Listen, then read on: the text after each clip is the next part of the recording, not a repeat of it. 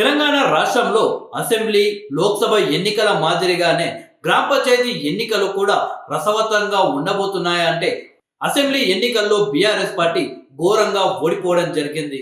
ఆ తర్వాత లోక్సభ ఎన్నికల్లో 0 డిజిట్కే పరిమితం కావడం జరిగింది. ఆ తర్వాత తెలంగాణ రాష్ట్రంలో కాంగ్రెస్ వర్సెస్ బీజేపీగా మారిపోయింది.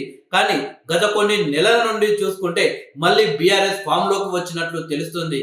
అయితే గ్రామ పంచాయతీ ఎన్నికల్లో కాంగ్రెస్ అలాగే బీఆర్ఎస్ మధ్య భారీ ఫైట్ ఉండే అవకాశాలు కనిపిస్తున్నాయి.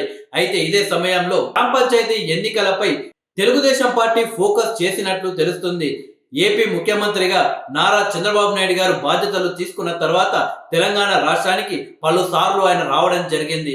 అయితే ఆయన వచ్చిన క్రమంలో భారీగా తెలంగాణ తెలుగుదేశం పార్టీకి సంబంధించిన కార్యకర్తలు నారా చంద్రబాబు నాయుడు గారికి స్వాగతం పలుకుతూ ఎన్టీఆర్ భవన్ వద్దకు భారీగా ర్యాలీ ద్వారా తీసుకువెళ్లడం జరిగింది.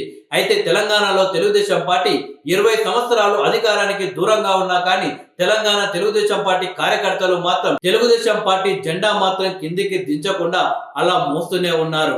అయితే తెలంగాణ రాష్ట్రంలో ఇంత బలమైన క్యాడర్ ఉన్నా ఎందుకు తెలంగాణ రాజకీయాలపై ఫోకస్ పెట్టలేదు అని చంద్రబాబు నాయుడు గారు ఇన్ని రోజుల పాటు ఆలోచించి ఎట్టకేలకు తెలంగాణ తెలుగుదేశం పార్టీ అధ్యక్షుని ప్రకటించి గ్రామ పంచాయతీ ఎన్నికల్లో పోటీ చేయాలి అని ఆయన ఒక నిర్ణయానికి వచ్చినట్టు గత కొన్ని రోజులుగా వార్తలు వస్తున్నాయి. ఇదే క్రమంలో ఏదైతే ఆంధ్రప్రదేశ్ లో బీజేపీ, జనసేన, తెలుగుదేశం పార్టీ కూటమి ఘన విజయం సాధించిందో అదే ప్లాన్ ని తెలంగాణలో కూడా అమలు చేయాలి అని చంద్రబాబు ఆలోచిస్తున్నట్టు తెలుస్తుంది.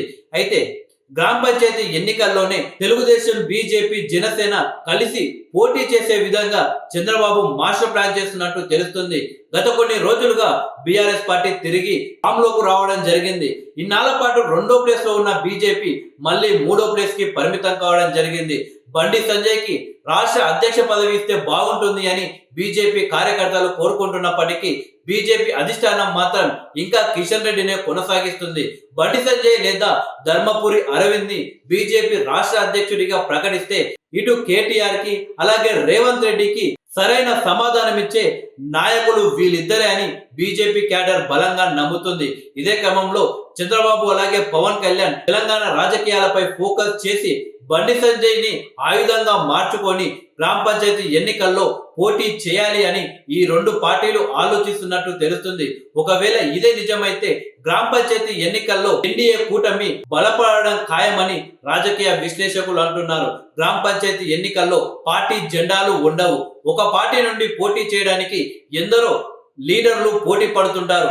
అందరికీ టికెట్ ఇవ్వలేరు. చాలా మంది నాయకులు ఇండిపెండెంట్ గా కూడా పోటీ చేస్తారు. అలా ఇండిపెండెంట్ గా ఎవరైతే బలమైన నాయకులు పోటీ చేద్దాం అనుకుంటారో అలాంటి వాళ్ళను పార్టీలోకి తీసుకొని ఎన్డీఏ కూటమి ద్వారా గ్రామ పంచాయతీ ఎన్నికల్లో పోటీ చేసి కాంగ్రెస్ అలాగే బీఆర్ఎస్ పార్టీకి బలమైన పోటీ ఇచ్చి గ్రామాల్లో ఉన్న ప్రజలంతా కాంగ్రెస్ అలాగే బీఆర్ఎస్ పై వ్యతిరేకతతో ఉన్నారు, వాళ్ళంతా నరేంద్ర మోడీ గారి నాయకత్వమే కోరుకుంటున్నారు అని బలంగా తెలంగాణ ప్రజల్లోకి తీసుకువెళ్ళడానికి బీజేపీ అలాగే తెలుగుదేశం, జనసేన పార్టీలు సిద్ధమవుతున్నట్టు తెలుస్తుంది. ఇలా మొత్తానికి ఎవరైతే గ్రామ పంచాయతీ ఎన్నికల్లో పోటీ చేద్దాం అనుకుంటున్నారో వాళ్లకు ఏదో ఒక పార్టీ ద్వారా పోటీ చేయడానికి మాత్రం అవకాశాలు ఈసారి ఎక్కువగానే దొరికే అవకాశాలు అయితే కనిపిస్తున్నాయి.